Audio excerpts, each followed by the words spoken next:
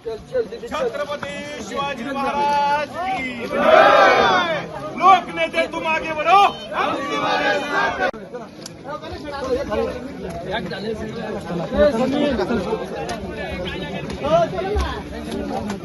आपला मावळा चला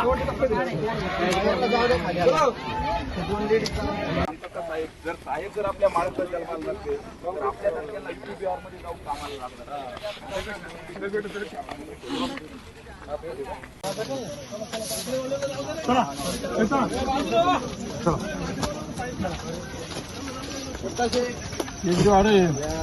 सरपंच आणाले का तुमच्याकडे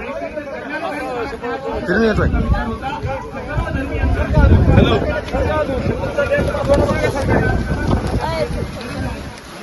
महाराष्ट्राचा आराध्य दैवत छत्रपती शिवाजी महाराजांची पराक्रमाची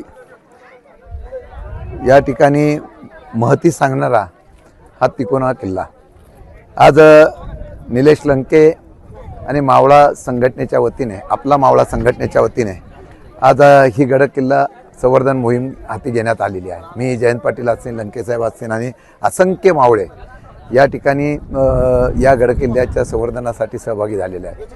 मला वाटतं की अशा अवघड किल्ल्यावर छत्रपतींनी महाराष्ट्राचा इतिहास घडवला।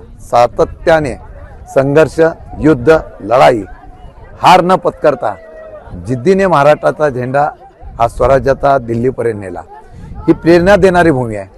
मी अध्यक्ष झाल्यानंतर पहिलं या किल्ल्यावर येण्याचं भाग्य आणि पहिलं मला या ठिकाणी सहभागी होण्याचं भाग्य मिळालं। मी इथं आल्यानंतर शंभू महादेवाच्या मंदिरामध्ये नतमस्तक झालो। शिवराज्याभिषेक करताना रायरेश्वरावर शिवाजी महाराजांनी शपथ घेतली। आज शिवाजी महाराजांना प्रेरित महाराष्ट्र 18 पगड दाखिता उभा करण्यासाठी आज या गड संवर्धन मोहिमेच्या अंतर्गत परत महाराष्ट्र उभा करण्याची प्रेरणा घेऊन या पवित्र भूमीमधून जिद्दीने लढण्याची भूमिका घेऊन मी प्रेरणा घेऊन जाणार आहे। सर, आपण बघतो शिवाजी महाराजांचं नाव वापरून देशात राजकारण होतं, राज्यात राजकारण होतं, पण हा जो ऐतिहासिक ठेवा आहे त्यात एवढा मोठा वारसा त्यांनी ठेवला, दुर्दैवाने त्याच्यावरती दुर्लक्ष केलं जातं। 100% युनेस्कोमध्ये फक्त 10 किल्ल्यांचं 12 किल्ल्यांचं फक्त या ठिकाणी नोंद झाली, परंतु जे दुर्लक्षित किल्ले आहेत ते या मावळा संघटनेने संस्थेने या ठिकाणी घेतलेले आहेत। इथे इतकं दुर्लक्षितपणा होता की हजारो पर्यटक मुलं शाळेच्या सहली इथे येतात। पायऱ्या एवढ्या आहेत, मी या इथे येताना एवढं एक मला करता आलं, त्यामुळे माहिती मिळाली। मी वन खाते आहेत अधिकारी त्यांच्याशी फोनवरून बोललो, मोहिते म्हणून आहे, त्यांना सांगितलं मी कलेक्टरांशी बोलेल, या राज्याचे वनमंत्री आहेत त्यांच्याशी मी चर्चा करेल आणि त्यांच्याशी चर्चा करून या असलेल्या पायऱ्या ह्या दुरुस्त नव्हे तर नवीन करून 30-40-50 लाख लागत आहेत ते करण्याचा प्रयत्न केला तर मला वाटतं ही मोहीम यशस्वी झाली असं मी समजेल। मावळा म्हणून येणं कुठल्याही पदापेक्षा, तुम्ही प्रदेशाध्यक्ष आहात, आमदार आहात, अनेक वर्ष काम करत आहे सामाजिक जीवनामध्ये, मावळा म्हणून येणं, इथं सेवा करणं काय वाटतं? बरं वाटलंय आणि हे काही स्फूर्ती आहे। म्हणजे आता मला वाटतं मावळा म्हणून आम्ही मावळेच आहोत। महाराष्ट्रातला प्रत्येक माणूस हा कुठल्या जाती धर्माचा असला तर तो मावळा आहे।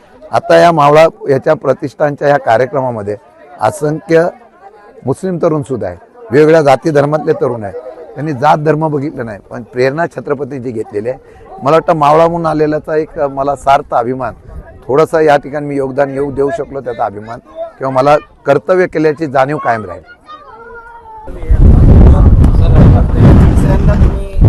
या मोहिमेत सहभागी झाला आहात, सर्व मावळे परापेक्षा मावळा जो मध्ये आपण अनेक वर्ष छत्रपती शिवाजी महाराजांच्या वेळेपासून मावळ्याला फार महत्त्व आहे आणि आज निलेश लंकेंच्या मोहिमेमध्ये सगळे मावळे सहभागी झालेले आहेत। प्रचंड मोठा प्रतिसाद त्यांना दिवसेंदिवस मिळतोय आणि छत्रपती शिवाजी महाराजांना अभिप्रेत असणारं सर्व धर्म समभाव घेऊन महाराष्ट्राच्या विकासासाठी, राज्याच्या विकासासाठी त्यांनी जो तेव्हा प्रयत्न केला त्याचं पुढचं पाऊल शाहू फुले आंबेडकरांनी टाकलं, त्याचीच ओढण्याचं काम, त्यालाच पुढे नेण्याचं काम या मोहिमेच्या द्वारे होते। खरं हिंदुत्व लोकांना समजावून सांगणं हे कृतीतून या ठिकाणी निलेश लंके आणि त्यांचे सहकारी करतात। ज्या पद्धतीने देशात आणि राज्यामध्ये शिवाजी महाराजांच्या नावाने राजकारण होतं, पण त्यांचा जो ठेवा त्या ठेव्याकडे पाहिजे तसं लक्ष दिलं गेलेलं नाही.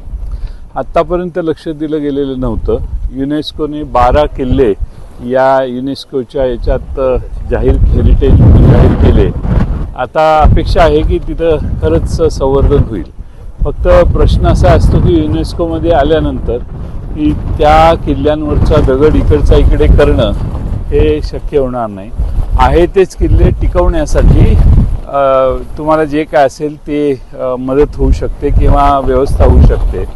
प्रश्न एवढाच आहे की आमचे सगळे छत्रपती शिवाजी महाराजांच्या वेळेपासूनचे किल्ले आहेत, त्यातल्या अनेक ठिकाणी डागडुजीची गरज आहे. अनेक ठिकाणी ते किल्ले शाबूत ठेवण्यासाठी तिथं खाली पडलेले दगड दुरुस्त करून पूर्वीप्रमाणे त्या ठिकाणी काय होतं हे नव्या पिढीला दिसावं यासाठी काही गरज आहेत. मला वाटतं युनेस्कोच्या धोरणात हे कुठं काही बसत नाही. त्यामुळं महाराष्ट्र सरकार या दृष्टीनं आता कसं बघतं हे आम्ही विचार करतोय. त्याचबरोबर महाराष्ट्र सरकारने 12 किल्ल्याच्या व्यतिरिक्त आता तिकोना आहे, तुंग आहे, विसापूर आहे, इथले जे किल्ले आहेत असे किल्ले जे 12 किल्ल्याच्या पलीकडचे आहेत, जे पर्यटकांनी या ठिकाणी प्रचंड गर्दी करून पाहण्यासाठी येतात, त्यांनाही छत्रपती शिवाजी महाराजांच्या वेळेपासून काय होतं तिथं हे दाखवण्यासाठी काही व्यवस्था सरकारने केली पाहिजे. निलेश लंकेंच्या या पुढाकाराने असा प्रयत्न आहे की या सगळ्या किल्ल्यांकडे सरकारचं लक्ष वेधावं, जनतेचं लक्ष वेधावं, पर्यटकांची काही व्यवस्था सुविधा व्हावी म्हणून हे कचरा टाकणारे कचरा कोंडीचे डस्टबिन आणलेले आहेत, काही बेंचेस आणलेले आहेत, काही झाडं लावायला त्यांनी शेकडो झाडं वर आणलेली आहेत. त्याचबरोबर इथं पर्यटकांना सूचित होईल अशी काही सूचना फलक लावलेले आहेत किंवा काही लाईटची व्यवस्था देखील सोलरची वगैरे करतायत. ते म्हणजे बराच मोठी मोहीम अतिशय यशस्वी होते. यापूर्वीच्या 3 किल्ल्यांवर अशी चांगली व्यवस्था त्यांनी केलेली आहे. आज तिकोना किल्ल्यावर ते येत आहेत आणि फार मोठ्या प्रमाणात लोक त्यांना प्रतिसाद द्यायला लागलेत. खरं हिंदुत्व कृतीने दाखवण्याचा हा एक प्रयत्न आहे. तुम्ही चढून वरपर्यंत आला, भावना काय तुमच्या? कारण तुम्ही सतत तिसरा गड आहात, तुम्ही चढताय, वरती येत आहे. त्याच्या अगोदर तर नाशिक तर अत्यंत खडतर होता चढायला, तरी तुम्ही प्रसार केला, आता परत तुम्ही चढला. नेमक्या भावना काय? छत्रपती शिवाजी महाराजांच्या वेळी एवढ्या अडचणीचे किल्ले महाराज आणि त्यांचे सगळे सेनापती आणि मावळे कसे चढत असतील हे आश्चर्य वाटावं. एवढे चढ अद्भुत आणि कठीण आहेत आणि त्यामुळं इथं वर आल्यावर हीच भावना होते की परिसर निसर्गरम्य आहे. मला वाटत नाही जगात कुठं एवढा उत्तम परिसर, मावळ भागातला जो निसर्गाची देण मुळशी आणि मावळला एवढी देवाने दिली आहे तेवढी महाराष्ट्रात दुसरीकडं क्वचितच पाहायला मिळते. आणि पुणे शहरवासियांना फार जवळची आहेत. IT मध्ये काम करणारे अनेक तरुण सकाळपासून आम्हाला भेटत आहेत, वेगवेगळ्या भागातून इथे येत आहेत. लोकांचा ऊर भरून येतो. महाराष्ट्राच्या छत्रपती शिवाजी महाराजांच्या पदस्पर्शाने पुनीत झालेल्या ठिकाणी गेला तर सगळ्या तरुणांचा ऊर भरून येतो आणि छत्रपती शिवाजी महाराजांच्या पावलावर पाऊल ठेवून आपणही आपल्या आयुष्यात छोटासा खारीचा वाटा उचलावा ही प्रेरणा अशा गडावर गेल्यावर प्रत्येकाला मिळेल. शेवट छत्रपती शिवरायांनी ज्या वास्तू आपल्यासाठी उभ्या केल्या त्या नुसत्या वास्तू नव्हे, त्या आपल्या सर्वांसाठी, या देशातील तरुणांसाठी प्रेरणादायी या वास्तू आहेत. आणि त्याचं संवर्धन आणि स्वच्छता मोहीम करताना एक आगळा वेगळा आनंद वाटतो. तुम्ही पाहिला असेल हजारोच्या संख्येने या ठिकाणी आपला मावळा या संघटनेमध्ये सहभागी होऊन या मोहिमेत उत्स्फूर्तपणे सहभागी आहेत. शिवाजी महाराजांच्या नावाने देशातलं राजकारण होत आहे. त्यांची जी आता 5वं गड आहे तुमचा, एकंदरीत परिस्थिती काय आहे गडांची? सर्वात महत्त्वाचं, महाराजांच्या नाव घेतल्याशिवाय राजकारण, समाजकार्य हे होत नाही आणि त्याच महाराजांच्या वास्तूकडे एक दुर्लक्ष झाल्याचं आपल्याला सरकारकडून पाहायला मिळत आहे.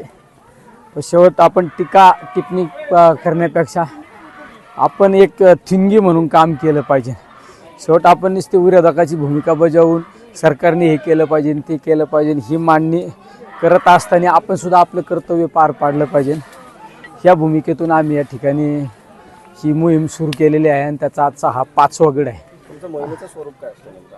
बरेच लोक झाडं घेऊन आहेत, कोणी बाकडे घेऊन चाललेत, कोणी डस्टबिन ठेवलेत, फलकं लावली आहेत. शेवटी आम्ही एक 15 दिवस आधी या मोहिमेच्या बाबत आमची एक टीम या ठिकाणी येते आणि ती टीम पाहणी करत असते किती वृक्षारोपण करणं गरजेचं आहे, किती ठिकाणी आपल्याला डस्टबिनची आवश्यकता आहे, किती ठिकाणी आपल्याला बाकड्यांची आवश्यकता आहे, वेगवेगळे अजून तुमचे स्वच्छतेचे फलक किती ठिकाणी लावणं आवश्यक आहे, एखादं मंदिर असेल त्या मंदिराची काय दुरुस्ती करणं अपेक्षित आहे का, कलर देणं अपेक्षित आहे का, इलेक्ट्रिकचं काही भागामध्ये काम आहे का, ही सगळी एक टीम ती पाहणी करत असते आणि त्यानंतर आम्ही या सगळ्या वस्तू स्वरूपात या ठिकाणी घेऊन त्या पद्धतीने काम करत असतो. हा कार्यक्रम नेमका राजकीय आहे की सामाजिक आहे असा प्रश्न आहे, कारण आजी माझी 2 प्रदेश अध्यक्ष आहेत. हा कार्यक्रम हा एक सामाजिक उपक्रम आणि आपला मावळा या संघटनेच्या माध्यमातून आम्ही करत असतो. यामध्ये कुठलं पक्ष नाही, कुठली पार्टी नाही, अनेक लोक यामध्ये सहभागी होत असतात. काही नोकरदार लोकसुद्धा सहभागी होत असतात, वेगवेगळ्या क्षेत्रातील अधिकारीसुद्धा या ठिकाणी यामध्ये सहभागी होत असतात. विशेष करून या आमच्या मोहिमेमध्ये प्रत्येक मोहिमेत ज्यांनी सहभाग दर्शवला असे आमचे पक्षाचे माजी प्रांताध्यक्ष जयंत पाटील साहेब हे प्रत्येक मोहिमेमध्ये सहभागी होत असतात आणि विशेष करून ते प्रत्येक मोहीम सर करून घडाव येत असतात. आजच्या मोहिमेमध्ये नवनिर्वाचित आमचे प्रांताध्यक्ष शशिकांत शिंदे साहेबसुद्धा उपस्थित आहे. शेवट ही भूमिका प्रत्येकाच्या लक्षात आल्यानंतर जास्तीत जास्त नेते मंडळीसुद्धा या मोहिमेमध्ये सहभाग घेत आहे. मावळा हा जो पद आहे खासदारकीचे पद आणि मावळा या पदामध्ये कुठला पद? शेवट आम्ही या ज्यावेळेस गडावर येत असतो मोहिमेमध्ये त्यावेळेस आम्ही कोण खासदार का कोण कुठला पदाधिकारी यापेक्षा आम्ही मावळा म्हणून या ठिकाणी येत असतो आणि मावळा म्हणून गडावर येण्यात जो आनंद आहे तो कशातच आनंद नाही. मोठी संख्या दिसते, महिला आहेत, विविध समाजातली धर्मातली प्रांतातली लोक आहेत, लहान मुलं आहेत, मोठी महिला वर्ग आहे, एकंदरीत प्रतिसाद मिळत आहे कसं आहे? सगळ्यात महत्त्वाचं छत्रपती शिवराय अखंड हिंदुस्थानामध्ये एकमेव असा राजा होऊन गेला. तो राजा 18 पगड जाती धर्मातील लोकांना बरोबर घेऊन चालणारा राजा होता. त्यामुळे या मोहिमेमध्ये सुद्धा सर्व समाजाचे लोक या मोहिमेमध्ये सहभागी आहे.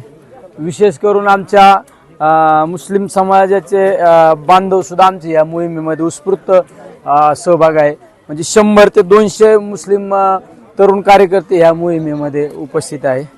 याचा अर्थ सर्व समावेशक ही मोहीम या ठिकाणी आपला मावळा करत आहे.